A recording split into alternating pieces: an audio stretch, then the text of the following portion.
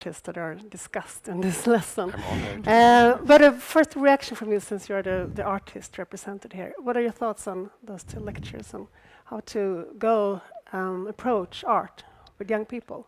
Oh yeah, no, I mean is this on? Yeah. Yeah.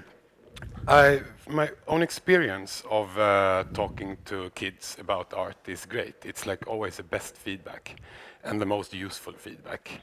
It's very honest and very pure in a way that I really appreciate because it's actually feedback that I can use. A lot of times when adults give feedbacks, they try to be clever, and it's really boring. Okay, but what were the young people's reactions to Makode Linde's? Have you any quotes or? Not that. They usually. I show a short film from YouTube where we hear the cake, or Makode himself, actually screaming loudly, and it's quite. What do you say? Intense. It's very intense, Yes. so everybody reacts quite strongly to it. But then it's compared to the other two art pieces I talked about, it's a bit complicated because it doesn't have a kind of happy ending like the other one. And Odell, of course, it had a kind of happy ending that With the reactions of the yeah, because it was. I think the debate after your work was very polarized. It was very two strong oppositions who didn't want to meet at all. Well, I mean, I think At first place, I don't anyway. remember which one of you said that before, but that we need the language to interpret the images. And from my perspective, it felt very much like trying to talk about art with people who did not want to talk about art. They wanted to talk about politics. the whole debate around your work. Around my work, exactly, and rather like talk about my piece as a political instrument than as the art piece. And that's losing, I mean, then you, in that translation, maybe you lose something. Or, I mean, it's like you can't totally dissect a metaphor and expect it to be factually correct because it's a metaphor. So once you take the bread metaphor or anything, you can also make that totally wrong if you just like lose the context. I wanted to ask you, you had a pretty radical view on kids growing up without art. You said that they had a blurred vision of reality. Some would call that an elitistic view on the importance of art. Is it really not many other ways to, get a full understanding? It's quite of on the reality? contrary, because my point is that everybody should have the possibility of meeting the arts in order to get their optimal development. So it's what is elitist is our society at the moment that gives these optimal possibilities of development to the few kids, and all the others are just kept by themselves, right? And also we can see it. For instance, adults, we think that the arts communicate in different ways, are just an alternative, a sweet way of communicating. It is not. It's a way of thinking. So that's very typical adults that want to give the arts meaning. And this means these. Yes, but so in this way the kids are much more spontaneous and you say honest, because they use their own experience. But it's scary for us adults also to relate to art as yours, that it's embarrassing. We don't want to look at it. It's taboos. We don't. You open our eyes on injustice and everything. We don't want to look at it. So we try to rationalize, and then it ends that the arts are just a different way of saying political things, but it's a different way of thinking about the world. Yeah, Elisabeth, would you say that the lesson that you give to young people kind of give them a tool to understand reality? Is that one of your missions with it? Yeah, and to just a bit critical thinking as well, not just accepting everything, but think themselves, because it's so easy to just get along with media drev, what do you say, without reflecting what do I really know. Is this the truth or is it not? So it's also that kind of reflection I want to give them, but of course also a way of understanding and thinking about how can you think about contemporary art. And by letting them discuss it quite a lot themselves, they actually realize, okay, that they do have the tools to analyze, because they come up with perfect, good art analysis, I think, most of the time. Okay. And they are, as you say, extremely direct. So you can learn a lot by hearing their opinions about art. No, I was just thinking that a non-artist, Alexandra Charles, she's a nightclub queen of Sweden, started one of Sweden's first nightclubs. And we were talking on the subject of like, what do you do when you have boring conversations, basically with people you don't know? And she told me something that I also can apply to art or anything. And it's like, it's every person's responsibility to try to make each moment meaningful. Yeah, and I think this is also how I see art. I don't have to make the right interpretation of an art piece, but if it's meaningful for me, I mean, that's the point. But it's not a little thing. It's not a little thing. Also, earlier you said how it's very narcissistic, how you put it. You know, I think about myself. Egocentric to be an artist, yeah. But it's not. I would like to challenge also this, because yes, artists talk. Of course, you take your own experience. That's what you know best. But this resonates to many others, and that's the thing that doesn't make art, regardless how personal and subject-based, is like a narcissist thing, but it's a shared experience, because we resonate with these experiences and it becomes important and relevant for other people. Of course, we want to share the experience. And that's why we share it, yeah. You were talking about that art must be learned. Would you agree on that, the two of you? Because you were talking about this spontaneous reactions from kids, and that's fine good enough. Art, perhaps. Fine art, yeah. It also depends on what you mean, learned.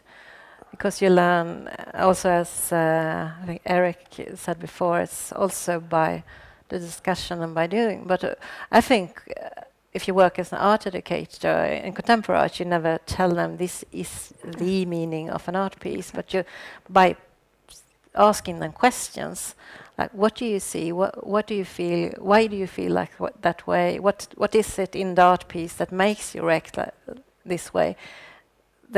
You help them by asking questions, and then you can maybe finally tell, okay, what I know, the artist idea about this work was this and this, and this is one way to see it, but you can see it different ways. So you kind of have to learn to discuss it. And and viewpoints. Help them to find. But of course, sometimes you need, or it's might widen the understanding to know the intention of the artist, and then you can share that. But you shouldn't start with that, because then you're closing on other ways of interpreting an art piece. Like teaching people to be curious. Yeah, exactly. You're all talking about traditional art forms, performing arts, and the kind of art that you've shown in museums. Is it important to introduce those art forms for young people? Do you think so? Is that an important part of what you're talking about, like looking at the world from new perspectives? Or could it just as well be popular art? That helped. I mean, I grew up in an artistic family. I totally see how that shaped my life and my interests and my understanding and curiosity about art. But what quality does art has to have to kind of, influence young people into critical thinking? If you think about some commercial art forms that maybe just want to entertain, does it matter, or is it just how you use them? But try to ask this question to Andy Warhol, right? What about commercial art? He made pop art. I mean, if we make this statement about this is art and this is not art, then we wouldn't have pop art. And art is made to challenge its own definitions. This is what is expected in the art. Not only allowed, but expected. That's That you rethink the way we think about the arts. It's a constant reflection on society, on the arts, on medias. And when I say arts must be learned, it's not knowledge about the artist, it's not knowledge about, but we need to train the artistic muscles. For instance, what you say, what do you see? I work with adult students, and it is so challenging for adults to reply to this question, what do you see? Or I see my mother buying groceries. No, what do you see? What do you see? Oh, what do you mean? The color and yes, what do you see? It's so because we want to interpret, show off what we know.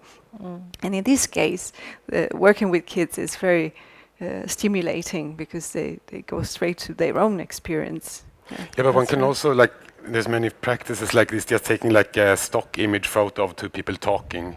And like, okay, what are they talking about? Just different people. Some people would just come up spontaneously with 20 different things that is going on in the image, and the other people would be like, maybe one or two solutions to this question. And I think this is about the training to be like, it could also be like this or like that, or what about this?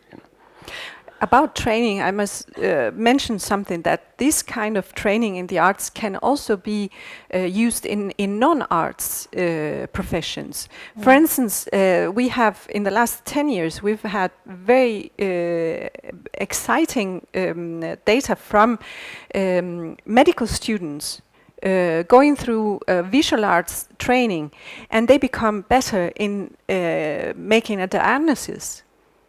I mean, the training in analyzing details and forms and shapes and being trained in these spills over in other fields of not because we have to make art because of that, but you can see that even a doctor without the arts is not a complete human being. Okay. Do you have the same optimistic view on understanding art as a way of understanding the world or understanding society? I think it's part of it, and it's definitely part of our society, and what you say, enrichment of society, and why not enrich yourself? And there's also contemporary art works with contemporary issues, so it usually addresses questions that might be very difficult to get to or address otherwise. So it also helps to start reflecting on very sensitive issues sometimes. So it's But why is art important a good tool for addressing complicated questions in our society? Could you all see? it's direct in many ways. And And direct to indirect. emotions. Indirect as well. So both ways. How do you Yeah, think? definitely.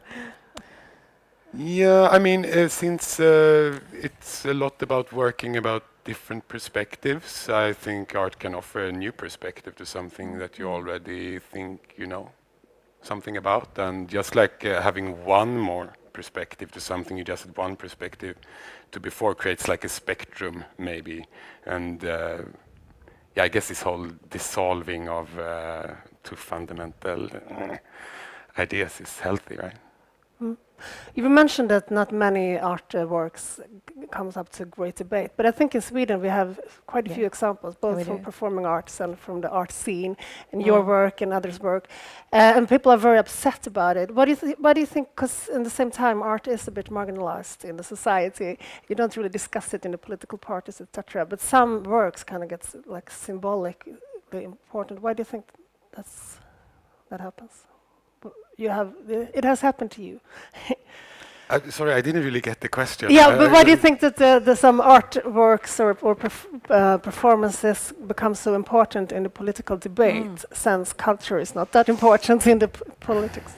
I think this is like about the dynamics of media, that you need this polarized, somebody hates something and somebody represents something, and then you can put them against each other in a debate. And I think that's why you get that. So all you need for something to blow up is like enough people being really upset about it. And then they write something, and then we have a debate. But is this like good or bad for the arts that people write about it and then? I think With on a pages on the sort of newspaper? short-term level, I think it's maybe good that people become more interested if they become more interested. But in most cases that I see in media debate about art, it's usually very trivialized and very dumbed down, and not actually addressing the art piece, but rather addressing like really superficial moral issues that has nothing to do with art piece. Yeah. Well, art is not made to be good. It's not simply. It's not made to teach. It's not made to for us to become more uplifted or anything. Art is made for a number of functions and roles, and we kill it if we say only one, right? But it's a very good question. I mean, as I understand, your question is why some artworks generate more debate than others. Good questions, but the reality is that some artworks are more provocative than others. They just hit somewhere in our society where this is outrageous, and this is very beautiful when it happens, because then we start thinking and having conversations on a topic. In Aarhus, where I live in Denmark, the last installation that did that was an artist that colored a park with the red, like it could have been like a red carpet or blood. It was a large installation. Of course, it was color that was possible to use on grass, on nature. In nature, it was not poison, and he was all over, and it was outrageous. It was just color on because nature. it's often artworks that are controversial kind of evokes very emotional reactions. Absolutely. And people can be like rejected altogether and be they just shouldn't get our tax money. What is your view on when you meet young people? Are they more or can they react like that as well? This should not be financed by the government. So I also think what's provoking is I'm sorry, I didn't realize, is if you feel stupid, if you don't understand, whatever makes you feel stupid makes you very angry. And sometimes if you have an idea about art being paintings on the wall, and then you see art as something totally different, then it's provocative in itself, and of course if it's then touching a sensitive issue. But when it comes to young people, I think they are much more used to different art expression, and they don't make a big difference. Is it music? Is it visual art? They can mix in whatever way they want. So they aren't that. They're more open in general, maybe. Or when they're like 14, they are a bit more conservative as well, because then they finally got a grasp of what is art. Okay, this is paintings and sculptures, and then we come and show contemporary art, and that's not art, and then they get very provoked. It seems like in our society that it's very polarized, and that one of the symbols for the polarized society is a bit the arts and the more experimental form of art. It becomes a symbol for like a whole package of values. Do you see any danger that that diversion between the two different sides of this discussion could make people reject art more? That it becomes like a symbol for much more than just the arts. Well, hard question. Yeah. It is a risk if we don't have experiences with the arts in our everyday life. So we don't get used, and then it's something that happens in the museum, something that happens for fine people, or art should be where it belongs, amongst us, in our everyday life. No matter if we do it, no matter if we look at it, we are audience. It's a meeting that makes us think and grow and reflect and ask questions, because the arts put things upside down and challenge us, and so it should be in our everyday life, no matter what. And I don't have these high arts and low art. Whatever resonates with us, it should be what we cultivate. It's very much provocation and new stuff. It's coming from subcultures, and yeah. There's one last question. Time flies. When you, as an artist, do you think about the excluding aspect of contemporary art? That people do you try to, Yeah, I mean, include more when people when in I create artwork myself, I like to be multi-leveled. So, I mean, I use a lot of reference, like historical reference, but I like it to be something you can experience also as a child without having read like 10,000 books on post-colonialism and so. And finding something that works for both, for me, is an artistic goal. But I just wanted to add also that most artists I know, practicing artists, they are not very interested in art. They are interested in other stuff. And that's what fuels their creativity. They are interested in math and physics and all these other things that they bring into their art. But they can also like stop and look at this arrangement of balloons or whatever and be like, have their own little artistic experience out of basically anything. And I think that's something you can also teach, basically, or like from practicing. Okay, I'm sorry we had to end this, but thank you very much.